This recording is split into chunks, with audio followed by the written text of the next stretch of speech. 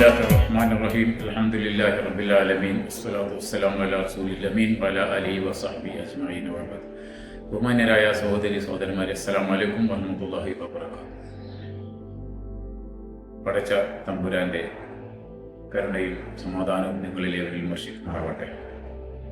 ഇസ്ലാമിക വിശ്വാസത്തിൻ്റെ അടിസ്ഥാന സിദ്ധാന്തം എന്നുള്ളത് ലാ ഇലാഹ ഇല്ലല്ലാഹ് എന്ന ഒരു കലിമത്തു തൗഹീദാണ്. അതായത് ഏകദൈവ സിദ്ധാന്തത്തിൻ്റെ വചനം. ലാ ഇലാഹ ഇല്ലല്ലാഹ് എന്നതിൻ്റെ അർത്ഥം അള്ളാഹു അല്ലാതെ ആരാധനയില്ല എന്നുള്ളത്. ആരാധനക്കർഹനായി അള്ളാഹു മാത്രമേയുള്ളൂ.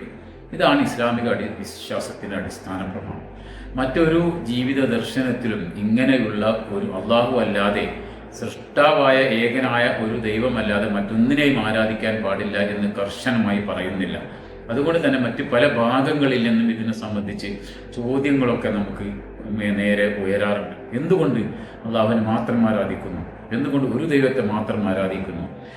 വേറെയും ദൈവങ്ങളെ വെച്ച് പുലർത്തുന്ന ആളുകളുണ്ടല്ലോ, അവരെ ആരാധിക്കുന്നതിൽ എന്താണ് തെറ്റ് എന്ന ചോദ്യങ്ങൾ ഇസ്ലാമിന് നേരെ ഉയരാറുണ്ട്.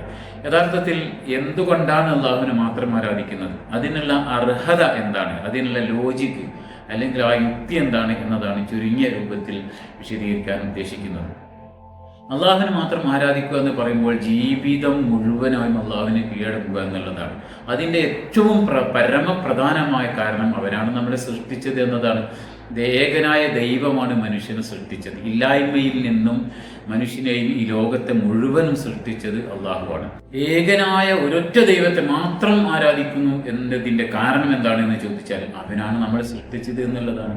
ഇല്ലായ്മയിൽ നിന്ന് മനുഷ്യനെ സൃഷ്ടിച്ചവൻ, സൃഷ്ടിച്ചതിന് ശേഷം ജീവിക്കാൻ ആവശ്യമായ ഭൂമി ഒരുക്കി തന്നവൻ, ആ ഭൂമിയെ ഏറ്റവും അനുയോജ്യമായ രൂപത്തിൽ പാകപ്പെടുത്തി തന്നവൻ, തന്നെ മലയിൽ ഭൂമിയിൽ മനുഷ്യന് ജീവിക്കാൻ ആവശ്യമായ ജീവസന്ധാരണ മാർഗങ്ങളൊക്കെ തന്നെ ഒരുക്കുകയും അതിനെ മനുഷ്യന് പഠിപ്പിച്ചു കൊടുക്കുകയും ചെയ്തവനാണ് അള്ളാഹു സുബ്ഹാനഹു വ തആല.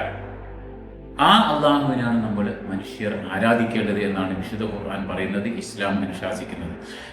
ഇസ്ലാമിൻ്റെ അടിസ്ഥാനപരമായ കാര്യങ്ങൾ ഊന്നി പറയുന്നത് വിശുദ്ധ ഖുർആനിലൂടെയാണ്. പ്രവാചകൻ മുഹമ്മദ് നബിയിലൂടെ ലഭിച്ച വിശുദ്ധ ഖുർആൻ അള്ളാഹുവിനെ മാത്രം ആരാധിക്കുക എന്നതിനെ അടിസ്ഥാനപ്പെടുത്തിക്കൊണ്ട് ഒരുപാട് കാര്യങ്ങൾ മനുഷ്യനെ പഠിപ്പിക്കുന്നുണ്ട്.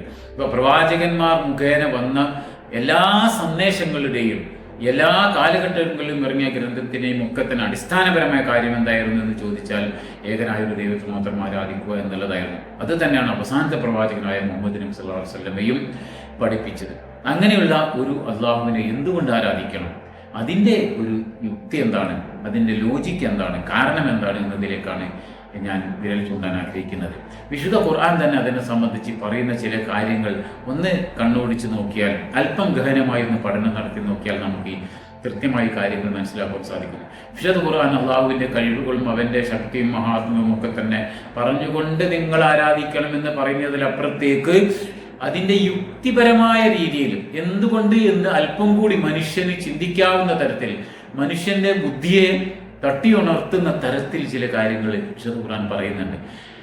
രണ്ടാമത്തെ അധ്യായം, വിശുദ്ധ ഖുർആനിലെ ഏറ്റവും വലിയ അധ്യായമായ രണ്ടാമത്തെ സൂറത്തുൽ ബഖറ എന്ന അധ്യായത്തിൽ 21-22 വചനങ്ങളിലൂടെ അള്ളാഹു നമ്മെ പഠിപ്പിക്കുന്നു. മനുഷ്യ സമൂഹത്തെ ആകമാനം ആഹ്വാനം ചെയ്യുകയാണ്. ഈ ജനങ്ങളിൽ നിങ്ങളെയും നിങ്ങൾക്ക് മുമ്പുള്ളവരെയും സൃഷ്ടിച്ചവനായ ഏകനായ രക്ഷിതാവിനെ, നിങ്ങളുടെ നാഥനെ മാത്രം നിങ്ങൾ ആരാധിക്കുക.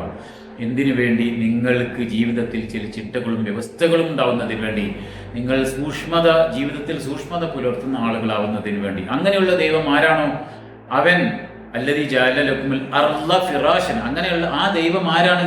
അവൻ നിങ്ങൾക്ക് ഭൂമിയെ ഒരു വിരിപ്പ് പോലെ ആക്കി തന്നവനാണ്, ആകാശത്തെ ഒരു ഇടുപ്പ് പോലെയും. അങ്ങനെ ആകാശത്ത് നിന്ന് അവൻ നിങ്ങൾക്ക് ജലം ഇറക്കി തന്നു, വെള്ളം ഇറക്കി തന്നു. ആ വെള്ളം ഉപയോഗപ്പെടുത്തിക്കൊണ്ട് നിങ്ങൾക്ക് ധാരാളം വിഭവങ്ങൾ, ഭക്ഷ്യവസ്തുക്കൾ നിങ്ങൾക്ക് ഇറക്കിത്തരികയും ചെയ്തിരിക്കുന്നു. അങ്ങനെയുള്ള ഒരുത്തിനാണ് നിങ്ങൾ ആരാധിക്കേണ്ടത്. ഇതൊക്കെ നിങ്ങൾ അറിഞ്ഞുകൊണ്ട് നിങ്ങൾ അവന് സമന്മാരെ നിങ്ങൾ നിശ്ചയിക്കരുത്. അള്ളാഹുവിനെ പോലെ മറ്റൊരുത്തൻ ഉണ്ട്, അല്ലെങ്കിൽ അവൻ്റെ പോലെയുള്ള കഴിവുകൾ മറ്റുള്ള ആളുകൾക്ക് ഉണ്ട് എന്ന് ഈ കാര്യങ്ങളൊക്കെ മനസ്സിലാക്കിക്കൊണ്ട്, നിങ്ങൾ അറിഞ്ഞുകൊണ്ട് എന്ന് പറഞ്ഞാൽ നിങ്ങളുടെ ബുദ്ധി ഉപയോഗപ്പെടുത്തിക്കൊണ്ട് ചിന്തിച്ച് മനസ്സിലാക്കാവുന്ന കാര്യങ്ങളാണിത്. അങ്ങനെയുള്ള ഏകനായ ഒരു ദൈവത്തെ മാത്രം നിങ്ങൾ ആരാധിക്കണം. നിങ്ങൾ അറിഞ്ഞുകൊണ്ട് അവൻ്റെ സമന്മാരെ നിശ്ചയിക്കുകയും അവരെ അവൻ്റെ സ്ഥാനത്ത് വെക്കുകയും ചെയ്യരുത് എന്നാണ് അല്ലാഹു സുബ്ഹാനഹു വ തആല പറയുന്നത്. സൃഷ്ടിപ്പിനെ സംബന്ധിച്ചാണ് ആദ്യം തന്നെ പറയുന്നത്. മുഖ്യമായ കാരണം നിങ്ങൾ സൃഷ്ടിച്ചു. ഇല്ലാത്ത ഒരവസ്ഥയിൽ നിന്ന് മനുഷ്യൻ ജനിക്കുന്നതിന് മുമ്പ് മനുഷ്യൻ ഒന്നുമല്ലാതിരുന്നു. മനുഷ്യൻ തന്നെ സൃഷ്ടിക്കുന്ന, ക്രിയേറ്റ് ചെയ്യുന്ന, ഉണ്ടാക്കുന്ന ഒരുപാട് വസ്തുക്കളുണ്ട് ഇവിടെ ഭൂമിയിലുള്ള പല വസ്തുക്കളും മനുഷ്യൻ ഉണ്ടാക്കിയതാണ്. പക്ഷേ ഒന്നുമല്ലാതിരുന്ന ഒരവസ്ഥയിൽ നിന്ന് മനുഷ്യൻ ഉണ്ടാക്കിയതല്ല. ഭൂമിയിൽ ദൈവം സൃഷ്ടിച്ചു വെച്ച ഒരുപാട് വിഭവങ്ങൾ എടുത്ത് വെച്ചുകൊണ്ട് അതിനെ രൂപപ്പെടുത്തുകയും അതിനെ പരിഷ്കരിക്കുകയും മോഡിഫൈ ചെയ്യുകയും ചെയ്തുകൊണ്ടാണ് മനുഷ്യനും പല വസ്തുക്കളും ഭൂമിയിൽ ഉണ്ടാക്കുന്നത്. എന്നാൽ മനുഷ്യൻ സൃഷ്ടിക്കപ്പെട്ടത്, അല്ലെങ്കിൽ മനുഷ്യൻ ഉൽപ്പാദിപ്പിക്കുന്ന വസ്തുക്കൾക്ക് ആവശ്യമായ മൂലസ്രോതസ്സുകൾ അത് എവിടെ നിന്ന് ലഭിച്ചു? അത് ഭൂമിയിൽ ദൈവം സൃഷ്ടിച്ചു വെച്ചതാണ്. അതായത് എന്ത് വസ്തുക്കളായിരുന്നാലും ഇല്ലായ്മയിൽ നിന്ന് ഉണ്ടാവുക എന്ന് പറയുന്നതോടുകൂടി ഉടനെ തന്നെ ഓൺ ദ സ്പോട്ടിൽ അതേ സന്ദർഭത്തിൽ തന്നെ ഉണ്ടാകുന്നു. അങ്ങനെയുള്ള സൃഷ്ടിപ്പ് അത് അള്ളാഹുവിന് മാത്രമേ സാധിക്കുകയുള്ളൂ എന്നാണ്. ആ അർത്ഥത്തിൽ മനുഷ്യനെ ഈ ഇല്ലായ്മയിൽ നിന്ന് മനുഷ്യനെ അള്ളാഹു സൃഷ്ടിച്ചതായി വിശുദ്ധ ഖുർആനിൽ പല സന്ദർഭങ്ങളിൽ പറയുന്നുണ്ട്. ഇവിടെ പറയുന്നത് നിങ്ങൾ സൃഷ്ടിച്ചു, അതിന് വിശദാംശം എന്നാണ് ഖുർആനിൽ ഒരുപാട് സ്ഥലങ്ങളിൽ മനുഷ്യനെ സൃഷ്ടിച്ച രീതിയെ സംബന്ധിച്ച് പറയുന്നുണ്ട്. പല വ്യത്യസ്ത രൂപത്തിൽ മനുഷ്യനെ സൃഷ്ടിച്ചതിൻ്റെ ഘട്ടങ്ങളെ സംബന്ധിച്ച് പല രൂപത്തിലും പറയുന്നുണ്ട്. കളിമണ്ണിന്റെ സത്തയിൽ നിന്ന് സൃഷ്ടിച്ചു എന്ന് പറയുന്നു, വെള്ളത്തിൽ നിന്ന് സൃഷ്ടിച്ചു എന്ന് പറയുന്നു. എന്ന് വെച്ചാൽ ഇത് രണ്ടും വൈരുദ്ധ്യമല്ല. വെള്ളം ഇല്ലാതെ ഒരു വസ്തുവിനെയും ഒരാൾക്കും ഒന്നിനെയും സൃഷ്ടിക്കാൻ സാധ്യമല്ല. ഓരോ ജീവനുള്ള വസ്തുക്കളുടെയും അടിസ്ഥാനപരമായ കാര്യം ജലമാണ്. ആ ജലത്തിൽ നിന്നല്ലാതെ സൃഷ്ടിക്കാൻ സാധ്യമല്ല. എന്നാൽ മനുഷ്യനെ പ്രത്യേകം എടുത്ത് സൃഷ്ടിക്കുന്നത് എങ്ങനെയാണ്? കളിമണ്ണിന്റെ സത്തയിൽ നിന്നും സൃഷ്ടിച്ചു എന്ന് വിശുദ്ധ ഖുർആൻ പറയുന്നുണ്ട്. 23-ാമത്തെ അധ്യായത്തിൽ അല്ലാഹു സുബ്ഹാനഹു വ തആല പറയുന്നുണ്ട്, മനുഷ്യനെ നാം കളിമണ്ണിന്റെ സത്തയിൽ നിന്ന് സൃഷ്ടിച്ചു, എന്നിട്ട് അതിനെ കൃത്യമായ ഒരു സ്ഥാനത്ത് ഉറപ്പിച്ചു വെച്ചു, എന്നിട്ട് അതിനുശേഷം അതിനെ ഒരു ഇന്ദ്രിയത്തുള്ളിയാക്കി ഒരു പ്രത്യേക സ്ഥാനത്ത് സ്ഥാപിച്ചു. പിന്നീട് അതിനെ ഒരു രക്തക്കട്ട പോലെ ആക്കി മാറ്റി, അതിനെ പിന്നീട് മാംസക്കഷ്ണം പോലെ ആക്കി മാറ്റി, അതിൽ നിന്ന് അതിനെ പിന്നീട് എല്ലുകൾ രൂപപ്പെടുത്തി എടുത്തു കൊടുത്തു അതിനുശേഷം വീണ്ടും മാംസം കൊണ്ട് പൊതിഞ്ഞു. അങ്ങനെ മനുഷ്യനെ ഒരു സുന്ദരമായ ഒരു രൂപമായി സൃഷ്ടിച്ചു.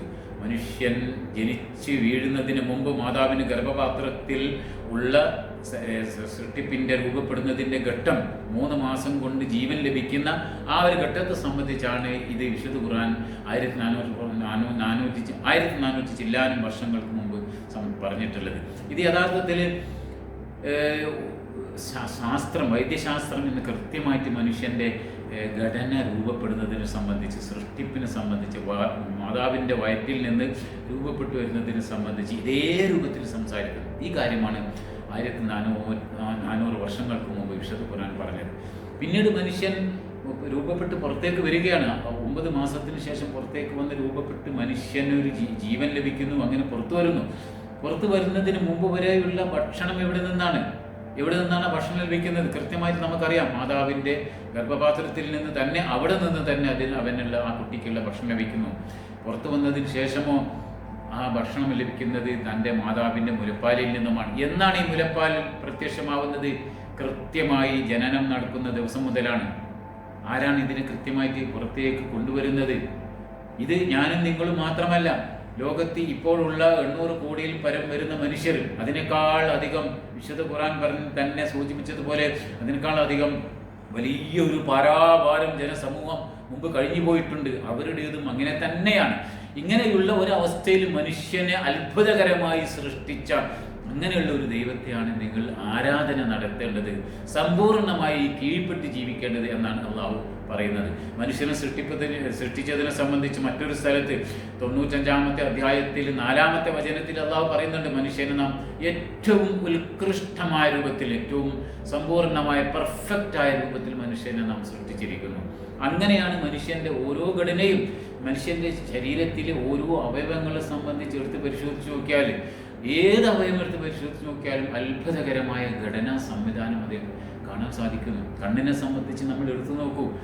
ശരീരത്തിൻ്റെ ഏത് അവയവവും മനുഷ്യ ശരീരത്തിലോ മനുഷ്യന്മാർ ഒന്നിച്ച് കൂടുമ്പോൾ അവരുടെ ശരീരത്തിൻ്റെ ഭാഗത്തോ അല്ലെങ്കിൽ ഭൂമിയിലെ ഏതെങ്കിലും ഒരു വസ്തുവിലോ തട്ടി സ്പർശനമേൽക്കുമ്പോൾ അത് ഈ ചെറിയ സ്പർശനത്തിൻ്റെ പേരിൽ വലിയ പരിക്കൊന്നും ഉണ്ടാവുകയില്ല. അങ്ങനെ പരിക്കേൽക്കാതെ തന്നെ മനുഷ്യൻ്റെ ശരീരത്തിൻ്റെ അവയവങ്ങൾ എവിടെയെങ്കിലും സ്പർശിക്കുമ്പോൾ ഉള്ള അതേ ഒരു അവസ്ഥയല്ല കണ്ണിൻ്റെ വിഷയത്തിലുള്ളത്. കണ്ണ് അങ്ങനെ സ്പർശിച്ചാൽ അപകടകരമാണ്. ഞാൻ പറഞ്ഞു വരുന്നത്, നമ്മുടെ ജീവിത വ്യവഹാരത്തിനിടയിൽ ഏതെങ്കിലും ഭാഗത്ത് ശരീരത്തിൻ്റെ അവയവങ്ങൾ അറിഞ്ഞോ അറിയാതെ സ്പർശിക്കുമ്പോൾ പ്രശ്നങ്ങളുണ്ടാകുന്നില്ല, അതൊരു ഭാരമാവുന്നില്ല, പ്രയാസമാവുന്നില്ല. പക്ഷേ അതേ രൂപത്തിലുള്ള സ്പർശനം കണ്ണിന് ഏറ്റാൽ പ്രശ്നമാണ്. അതുകൊണ്ട് കണ്ണിന് കൃത്യമായൊരു കുഴിയുണ്ടാക്കി അതിൻ്റെ ഉള്ളിൽ സ്ഥാപിച്ചിരിക്കുന്നു. എന്നിട്ട് ഒരു ശക്തമായ കോമ്പൗണ്ട് വാൾ പോലെ ഉറപ്പുള്ള എല്ലിനാൽ അതിനെ കവർ ചെയ്തിരിക്കുന്നു. എന്നിട്ട് ഇതിൻ്റെ ഇടയിൽ തന്നെ എന്തെങ്കിലും പൊടിപടലങ്ങൾ പോലും ശരീരത്തിൽ വരുന്നത് പോലെ കണ്ണിലേക്ക് വരാതിരിക്കാൻ വേണ്ടി കണ്ണ് ഇങ്ങനെ എപ്പോഴും ഇമവെട്ടിക്കൊണ്ടിരിക്കുന്നു. നിങ്ങൾ എന്നെ വീക്ഷിക്കുന്ന നിങ്ങൾക്ക് കാണാം, ഞാൻ ഇടയ്ക്ക് കണ്ണ് പൂട്ടിക്കൊണ്ടിരിക്കുന്നു. നിങ്ങളും അങ്ങനെ തന്നെയാണ്. ഇടയ്ക്കിടയ്ക്ക് ഒരു ഓട്ടോമാറ്റിക് സിസ്റ്റം പോലെ നാം അറിഞ്ഞോ അറിയാതെ തന്നെ കണ്ണിങ്ങനെ ഇമ വെട്ടിക്കൊണ്ടിരിക്കുന്നു, ഇടയ്ക്ക് നമ്മൾ പൂട്ടിക്കൊണ്ടിരിക്കുന്നു. എന്തുകൊണ്ടാണത്? ശരീരത്തിൻ്റെ പല ഭാഗങ്ങളിലും അന്തരീക്ഷത്തിലുള്ള മാലിന്യങ്ങൾ, പൊടിപടലങ്ങളൊക്കെ കടന്നുകൂടാം. അത് കടന്നുകൂടിയാൽ അപകടം വരാത്ത രൂപത്തിൽ കണ്ണിനങ്ങനെ ആ കണ്ണിൻ്റെ ഉള്ളിലേക്ക് അങ്ങനെ പൊടിപടലങ്ങൾ വീണാൽ പ്രയാസമാണ്. കൂടുതൽ മറ്റ് ശരീരാവയവങ്ങളെക്കാൾ പ്രയാസമാണ്. അതുകൊണ്ട് കണ്ണിനെ അങ്ങനെ കൃത്യമായ ഒരു സ്ഥലത്ത് സ്ഥാപിച്ചിരിക്കുന്നു. എന്നിട്ടും വരുന്ന പൊടിപടലങ്ങളെ തടയാൻ കണ്ണ് ഇമവെട്ടിക്കൊണ്ടിരിക്കുന്നു. അതിനിടയിലൂടെ വീണ്ടും അതിനെയും കവർ ചെയ്തുകൊണ്ട് കണ്ണിൻ്റെ ഉള്ളിലേക്ക് വല്ല പൊടിപടലങ്ങൾ വന്നാൽ ഉടനെ തന്നെ അവിടെ അത് ക്ലീൻ ചെയ്യാനുള്ള സംവിധാനമായി കണ്ണുനീര്, പ്രത്യേകമായ കണ്ണുനീര് പുറപ്പെടുന്നു. നമ്മൾ കരയുമ്പോൾ വരുന്ന കണ്ണുനീരല്ല, സന്തോഷം കൊണ്ട് നമ്മൾ കണ്ണീര് വരുമ്പോൾ ആ കണ്ണുനീരല്ല, അതല്ല, കണ്ണിൽ ചില പൊടിപടലങ്ങൾ വരുമ്പോൾ ഉണ്ടാകുന്ന കണ്ണുനീർ, അത് അതിന് കഴുകിക്കളയാൻ മാത്രം പാകമായതാണ്. ഇങ്ങനെയുള്ള നമ്മുടെ ശരീരത്തിൻ്റെ എല്ലാ അവയവങ്ങളും എടുത്ത് പരിശോധിച്ച് നോക്കിയാൽ അതിൻ്റെ ഘടന സംവിധാനം അപാരമാണ്. അങ്ങനെയുള്ള മനുഷ്യനെ ഇല്ലായ്മയിൽ നിന്ന് സൃഷ്ടിച്ച് ജീവൻ നൽകി വായുവും വെള്ളവും വെളിച്ചവുമൊക്കെ നൽകിയ അങ്ങനെയുള്ളൊരു അള്ളാഹുവിനാണ് നിങ്ങൾ ആരാധന നടത്തേണ്ടത് എന്നാണ് അള്ളാഹു സുബ്ഹാനഹു തആല വിശുദ്ധ ഖുർആനിലൂടെ നമ്മെ ആഹ്വാനം ചെയ്തത്. പിന്നീട് പറയുന്നത് ഭൂമിയെ സംബന്ധിച്ചാണ്. നിങ്ങൾ ജീവിക്കാൻ സൗകര്യപ്പെടുമാറ് ഭൂമിയെ അവൻ വിധാനിച്ചു തന്നിരിക്കുന്നു. ഭൂമിയാണ് നമുക്ക് ജീവിക്കാൻ പറ്റിയത്. വിശുദ്ധ ഖുർആനിൽ രണ്ട് സ്ഥലങ്ങളിൽ 7-ാമത്തെ അധ്യായത്തിലും 2-ാമത്തെ അധ്യായത്തിലും അള്ളാഹു പറയുന്നുണ്ട്, ഭൂമി നിങ്ങൾക്ക് ജീവിക്കാൻ പാകമായ രൂപത്തിൽ നമ്മൾ കൃത്യമായി നിങ്ങൾക്ക് വിധാനിച്ചു തന്നിരിക്കുന്നു, അവിടെയാണ് നിങ്ങൾ ജീവിക്കേണ്ടത് എന്ന് എടുത്തു പറഞ്ഞിരിക്കുന്നു. മറ്റ് ഗ്രഹങ്ങളിലേക്കോ ഒക്കെ തന്നെ നമുക്ക് സഞ്ചരിക്കാം, പക്ഷേ ജീവിക്കാൻ സാധ്യമല്ല. സ്ഥിരമായിട്ട് നമ്മളൊരു 60-70-80 വർഷക്കാലം ജീവിക്കാൻ നമുക്ക് സാധ്യമല്ല. അതിന് പറ്റിയത് ഭൂമി തന്നെയാണ് എന്ന് ഖുർആൻ പറയുന്നു. എന്നിട്ട് ആ ഭൂമിയുടെ ഒരു സംവിധാനങ്ങൾ നോക്കി, ഭൂമി കൃത്യമായിട്ട് കറങ്ങിക്കൊണ്ടിരിക്കുകയാണ്. ഭൂമിയെ സംബന്ധിച്ച് വിശുദ്ധ ഖുർആൻ ഇപ്പോൾ പറഞ്ഞത് എന്താണ്? ഇവിടെ ഞാൻ ഊതി വെച്ച വചനത്തിൽ പറഞ്ഞത് അതിനെ വിരിപ്പ് പോലെ ആക്കിയിരിക്കുന്നു, വിധാനിച്ചിരിക്കുന്നു. വിരിപ്പ് എന്ന് പറഞ്ഞാൽ നമുക്ക് ഏറ്റവും ശാന്തസുന്ദരമായി നമുക്ക് സമാധാനത്തോടു കൂടി ആശ്വാസത്തോടു കൂടി കിടന്നുറങ്ങാൻ പറ്റിയ രീതിയിൽ വിരിപ്പാക്കി തന്നിരിക്കുന്നു. മറ്റൊരു സ്ഥലത്ത് അതിനെ പരത്തിയിരിക്കുന്നു എന്ന് പറയുന്നു, വേറൊരു സ്ഥലത്ത് തൊട്ടിൽ പോലെ ആക്കിയിരിക്കുന്നു എന്ന് പറയും. ഇതൊക്കെ അർത്ഥമാക്കുന്നത് എന്താണ്? എല്ലാം കൊണ്ടും ഉദ്ദേശിക്കുന്നത് ഒരേ രൂപത്തിൽ ഭൂമിയെ നിങ്ങൾക്ക് ശാന്തമായി സമാധാനത്തോടു കൂടി ആശ്വാസത്തോടു കൂടി ഉപയോഗിക്കാവുന്ന പരന്ന മൈതാനം പോലെ, ഒരു തൊട്ടിൽ പോലെ ഒരു കുട്ടി സമാധാനത്തോടു കൂടി അധികം ചൂടില്ലാതെ, അധികം തണുപ്പില്ലാതെ, അധികം കാറ്റില്ലാതെ, അധികമായ മലിനീകരണങ്ങൾ ഇല്ലാതെ, ശല്യങ്ങളില്ലാതെ കിടന്നുറങ്ങുന്നത് പോലെ നിങ്ങൾക്ക് ഉപയോഗപ്പെടുത്താൻ പാകത്തിൽ ഈ ഭൂമിയെ നാം സംവിധാനിച്ചിരിക്കുന്നു എന്ന് അള്ളാഹു പറയുന്നു. അപ്പോൾ എന്താണ് ഈ ഭൂമിയുടെ ഈ സംവിധാനങ്ങൾ? ഇത് പ്രസക്തമാകുന്നത് ഭൂമി കറങ്ങുന്നുണ്ട് എന്ന് നമ്മൾ ചിന്തിക്കുമ്പോഴാണ്. ഭൂമി അനങ്ങാത്ത നിശ്ചലമായൊരു പ്രദേശം പോലെ നമുക്ക് ഉപയോഗിക്കാൻ സാധിക്കുന്നു. പക്ഷേ ഇത് നിശ്ചലമല്ല, ചലിച്ചുകൊണ്ടിരിക്കുന്നുണ്ട്. നമുക്കറിയാം ഭൂമി കറങ്ങിക്കൊണ്ടിരിക്കുന്നു. സ്വയം അച്ചുതണ്ടിൽ ഭയങ്കരമായ സ്പീഡിൽ നമ്മൾ യാത്ര ചെയ്യുന്ന സാധാരണ വിമാനത്തെക്കാൾ അതിശീഘ്രം സഞ്ചരിക്കുന്ന സൂപ്പർസോണിക് യുദ്ധവിമാനങ്ങളുടെ അതിനേക്കാൾ വേഗതയിൽ 1670 കിലോമീറ്റർ വേഗതയിൽ ഭൂമി സ്വയം കറങ്ങിക്കൊണ്ടിരിക്കുകയാണ്. എന്തിനാണ് ഇങ്ങനെ കറങ്ങുന്നത്? ആ കറക്കമില്ലെങ്കിൽ നമുക്ക് രാവും പകലും മാറി മാറി വരികയില്ല. സൂര്യൻ്റെ നേരെ ആകുമ്പോൾ നമുക്ക് പകലാണ്, സൂര്യൻ്റെ മറ്റു ഭാഗത്താകുമ്പോൾ ഭൂമി സ്വയം കറങ്ങി സൂര്യൻ അല്ലാത്ത ഭാഗത്തേക്ക് വരുമ്പോൾ അപ്പോൾ നമുക്ക് ഇരുട്ട് ലഭിക്കുന്നു. ഈ ഇരുട്ടും വെളിച്ചവും രാവും പകലും രാത്രിയും അതുപോലെ തന്നെ പകലും മാറി മാറി വരാതെ നമുക്ക് ജീവിക്കാൻ സാധ്യമല്ല. തീരെ ജീവിക്കുവാൻ സാധ്യമല്ല. നമുക്കും നമ്മുടെ കായകൾക്കും മൃഗങ്ങൾക്കും ജീവിക്കാൻ സാധ്യമല്ല.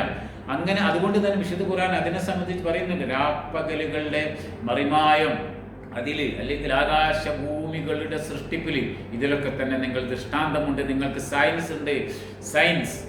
സയൻസ് അല്ല സയൻസ്, അടയാളങ്ങൾ, അതായത് നിങ്ങൾക്ക് ദൃഷ്ടാന്തങ്ങളുണ്ട് എന്ന് വിശുദ്ധ ഖുർആൻ പറയുന്നു. ചിന്തിക്കേണ്ടതുണ്ട്. അത് രാപ്പകലുകൾ മാറി മാറി വരുന്നത് ഭൂമിയുടെ കറക്കം മൂലമാണ്. ആ കറക്കം ഇത്രയും അധികം സ്പീഡിൽ കറങ്ങുന്നത് കൊണ്ടാണ് നമുക്കത് ലഭിക്കുന്നത്. അല്ലെങ്കിൽ നമുക്ക് 24 മണിക്കൂറിൽ 12 മണിക്കൂർ പകലും 12 മണിക്കൂർ രാത്രിയുമായി കൊണ്ട് നമുക്ക് ലഭിക്കുകയില്ല. ഈ ഭൂമിയുടെ കറക്കം നിലവിലുള്ള 1670 കിലോമീറ്റർ പെർ ഹവർ, അതിനേക്കാൾ കൂടുതലാണ് എങ്കിൽ നമ്മൾ ഉദാഹരണമായിട്ട് അതിൻ്റെ ഇരട്ടി, ഒരു 3600 കിലോമീറ്റർ സ്പീഡിലാണ് സഞ്ചരിക്കുന്നതെങ്കിൽ നമുക്ക് 6 മണിക്കൂർ പകലും 6 മണിക്കൂർ രാത്രിയുമായിരിക്കും. നമ്മുടെ കാര്യങ്ങൾ ചെയ്യാൻ സാധ്യമല്ല.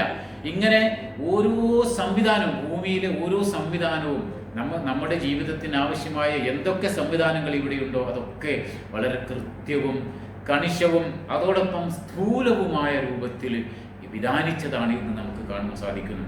ഭൂമിയുടെ കറക്കം ഇങ്ങനെ ഇത് മാത്രമല്ല, സ്വയം കറങ്ങിക്കൊണ്ടിരിക്കുന്ന ആ സഞ്ചാരത്തിൽ യാതൊരുവിധ അളവ് പോലും മാറ്റമില്ലാതെ തന്നെ കോടിക്കണക്കായ വർഷം ഈ ഭൂമി അത് നിലനിർത്തിക്കൊണ്ട് തന്നെ സൂര്യന് ചുറ്റും സഞ്ചരിച്ചു കൊണ്ടിരിക്കുകയാണ്. 15 കോടി കിലോമീറ്റർ ദൂരെയുള്ള സൂര്യന് ചുറ്റും ഒരു വർഷം കൊണ്ട് കറങ്ങിത്തീരുന്നു. നമ്മൾ 30 വയസ്സ് പൂർത്തിയായ ആളുകളെ സംബന്ധിച്ചിടത്തോളം 30 പ്രാവശ്യം 15 കോടി കിലോമീറ്റർ ദൂരത്തുള്ള സൂര്യന് ചുറ്റും നമ്മൾ 30 പ്രാവശ്യം സഞ്ചരിച്ചിരിക്കുന്നു, പൂർത്തിയായിരിക്കുന്നു. ആ ഭ്രമണപഥത്തിലൂടെ കറങ്ങി വന്നിരിക്കുന്നു നമ്മൾ.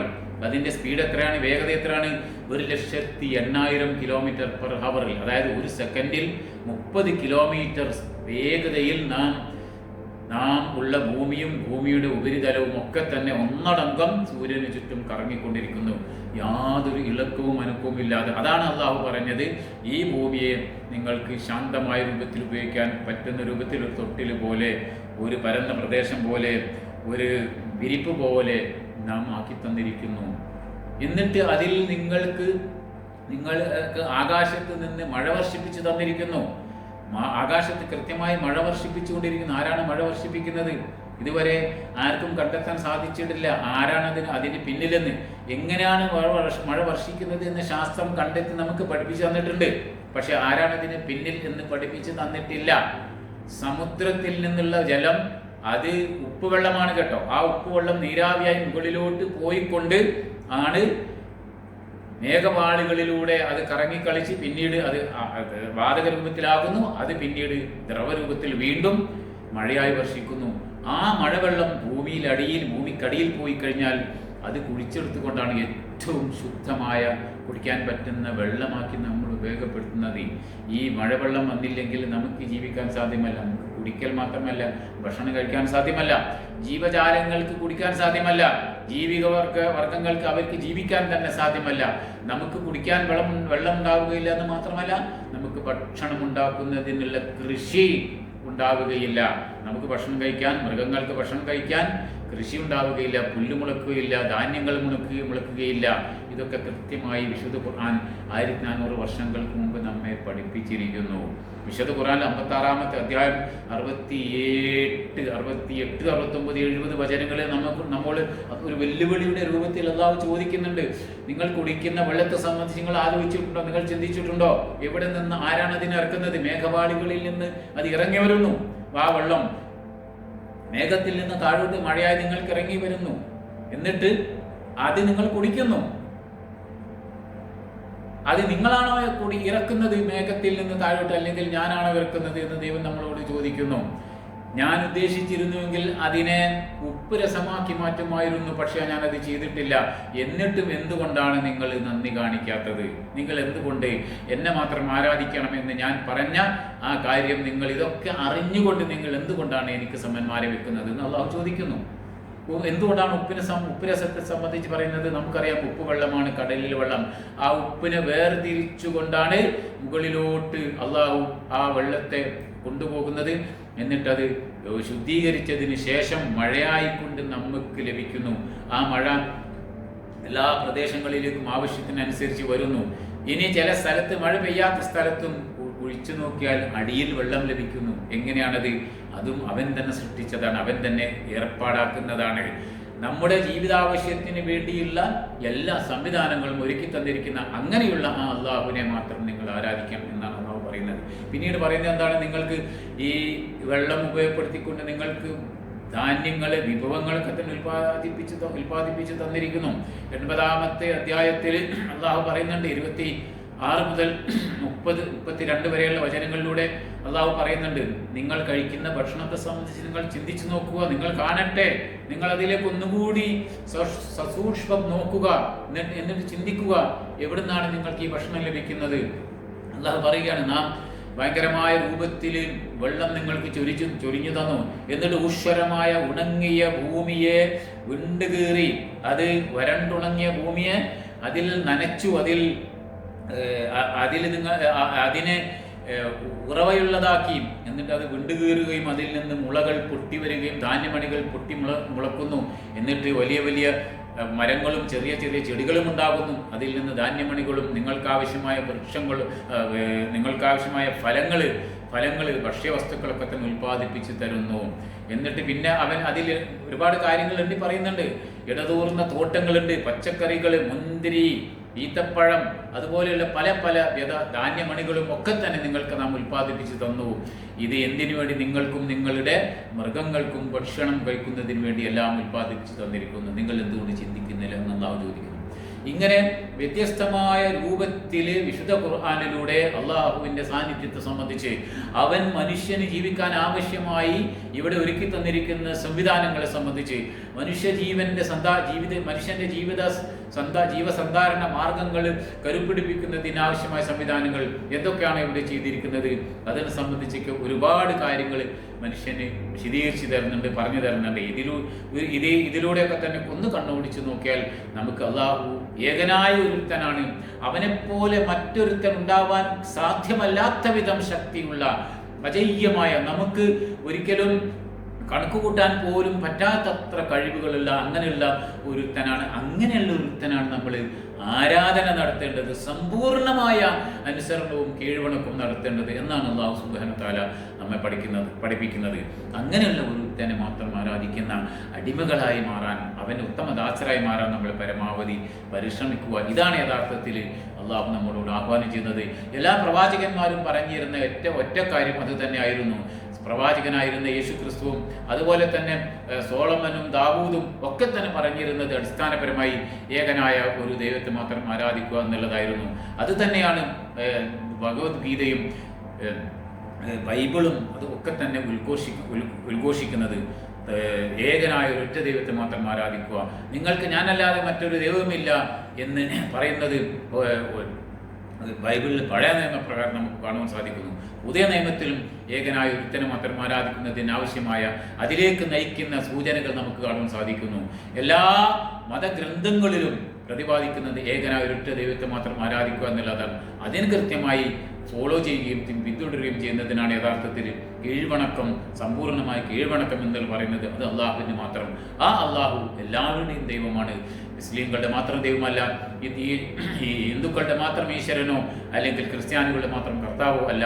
എല്ലാം പരിപാലിച്ചുകൊണ്ടിരിക്കുന്ന, എല്ലാറ്റിനെയും സൃഷ്ടിച്ച് കൺട്രോൾ ചെയ്ത് നിയന്ത്രിച്ചുകൊണ്ടിരിക്കുന്ന പരമമായ ഏകനായ ഒരു ദൈവം. ആ ദൈവമാണ് എല്ലാം നിയന്ത്രിച്ചു കൊണ്ടിരിക്കുന്നത്. അവൻ്റെ അറിവിൽ പെടാത്ത യാതൊരു കാര്യവും ഈ ലോകത്ത് നടക്കുന്നില്ല. എല്ലാ പ്രപഞ്ചത്തിൻ്റെയും അധിപനാണവൻ. അവനെ കൺട്രോൾ ചെയ്തുകൊണ്ടിരിക്കുന്നവനാണ്. അങ്ങനെയുള്ള ഒരു അള്ളാഹുവിനെ മാത്രം ആരാധിക്കുക. അള്ളാഹു ദൈവം പഠിച്ച തമ്പുരാൻ നമ്മെ അനുഗ്രഹിക്കുമാറാവട്ടെ. അസ്സലാമു അലൈക്കും വറഹ്മത്തുള്ളാഹി വബറകാതുഹു.